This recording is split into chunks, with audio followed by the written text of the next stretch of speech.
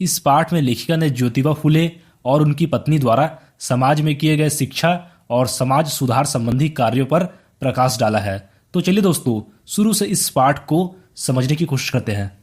ज्योतिबा फुले ने भारत के सामाजिक विकास और बदलाव के आंदोलन में सक्रिय भूमिका निभाई, लेकिन जिन 5 समाज सुधारकों के नाम इतिहास में लिए जाते हैं उनमें उनका नाम नहीं लिया जाता। ज्योतिबा फुले ने पूंजीवादी और पुरोहितवादी मानसिकता का खुलकर विरोध किया, जिसके प्रमाण है उनके द्वारा स्थापित सत्य शोधक समाज और उनका क्रांतिकारी साहित्य। महात्मा ज्योतिबा फुले ने वर्ण, जाति और वर्ग व्यवस्था में निहित शोषण प्रक्रिया को एक दूसरे का पूरक बताया। उनका कहना था कि राजसत्ता और ब्राह्मण प्रभुत्व के तहत धर्मवादी सत्ता आपस में मिली भगत करके इस सामाजिक व्यवस्था और मशीनरी का उपयोग करती है। उनका कहना था कि इस शोषण व्यवस्था के खिलाफ दलितों के अलावा स्त्रियों को भी आंदोलन करना चाहिए। ज्योतिबा फुले के मौलिक विचार गुलामगिरी, शेतकऱ्यांचा आसूड और सार्वजनिक सत्य धर्म जैसे पुस्तकों में संग्रहित है। ज्योतिबा फुले एक ऐसे आदर्श परिवार की परिकल्पना करते हैं जिसमें पिता बौद्ध, माता ईसाई, बेटी मुसलमान और बेटा सत्य धर्मी हो। उनका मानना था कि समाज में यदि इस प्रकार की धार्मिक एकजुटता आ जाए तो लोगों की असभ्यता नष्ट हो जाएगी और विचारों के तालमेल द्वारा सांप्रदायिक दंगों को जड़ से नष्ट किया जा सकेगा। ज्योतिबा फुले ने ब्राह्मणी मानसिकता का कड़ा विरोध किया और उनकी आधुनिक शिक्षा संबंधी कूटनीति को उजागर किया, जिसमें आधुनिक शिक्षा का लाभ केवल उच्च वर्ग को ही मिलता है, उसमें शूद्रों का कोई नामो निशान नहीं है। उनका कहना था कि गरीबों से कर जमा कराना और उसे उच्च वर्गीय लोगों के बच्चों की शिक्षा पर खर्च करना उचित नहीं है। ज्योतिबा फुले स्त्रियों को शिक्षा के क्षेत्र में पुरुषों के समान अधिकार दिलवाना चाहते थे, ताकि पुरुषों की तरह वे भी मानवीय अधिकारों को समझ सके। वे पुरुषों के लिए अलग नियम और महिलाओं के लिए अलग नियम को भेदभाव मानते थे। उन्होंने स्त्री समानता को प्रतिष्ठित करने वाली नई विवाह विधि की रचना की।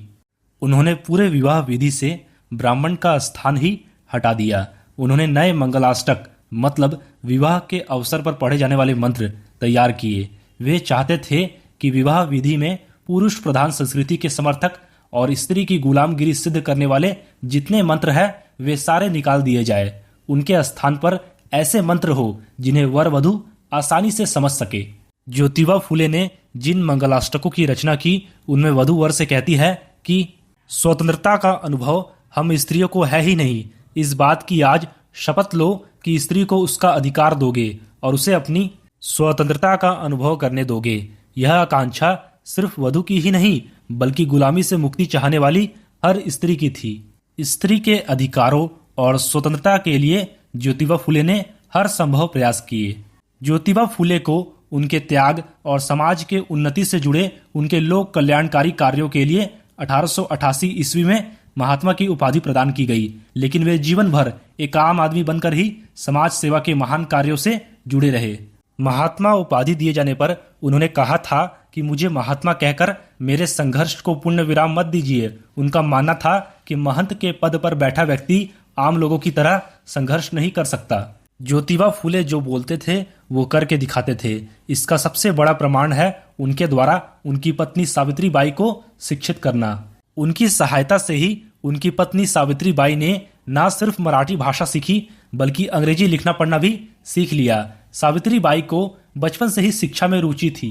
एक समय की बात है जब बालिका सावित्री शीखल गांव के हाट में कुछ खरीद कर खा रही थी। यह देखकर एक अंग्रेज ने उसे समझाया कि इस तरह रास्ते में खाते हुए घूमना अच्छा नहीं है। फिर उसने उसे ईसाई मिशन से जुड़ी एक पुस्तक दी ताकि वह घर जाकर उसे पढ़ सके या फिर उस पुस्तक के चित्र देख सके।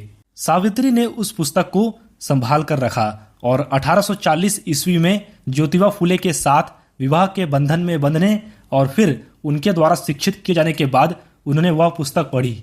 अपनी पत्नी के सहयोग से ही ज्योतिबा फुले ने 14 जनवरी 1848 को पुणे के बुधवार पेट निवासी भीड़े के बाड़े में देश की पहली बालिका पाठशाला की स्थापना की। इसके बाद ज्योतिबा फुले और उनकी पत्नी सावित्री बाई फुले दोनों ने मिलकर दलित बालिकाओं के लिए बारी बारी से कई पाठशालाएं खोली। परंपरा के विरुद्ध किए जा रहे इन कार्यों से उत्पन्न हुए सामाजिक विरोध के कारण उन्हें अपना घर भी छोड़ना पड़ा। पाठशाला जाने के क्रम में उनकी पत्नी को लोगों द्वारा अपशब्द सुनने पड़े और उन पर पथराव भी किए गए, लेकिन इन सबसे इन दोनों पति पत्नी का हौसला कम नहीं हुआ। इसके बाद 1890 ईस्वी तक दोनों ने एक प्राण बनकर अपने पवित्र अभियान को पूरा किया।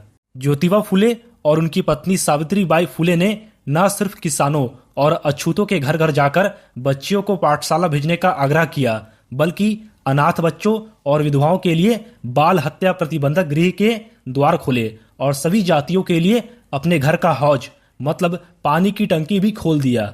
इस प्रकार फूले दंपत्ति ने सामाजिक अनुचित प्रथा, अंधविश्वासों और अनीतिपूर्ण प्रथा का खुलकर विरोध करके दलित शोषितों को उनके अधिकारों के प्रति जागरूक किया।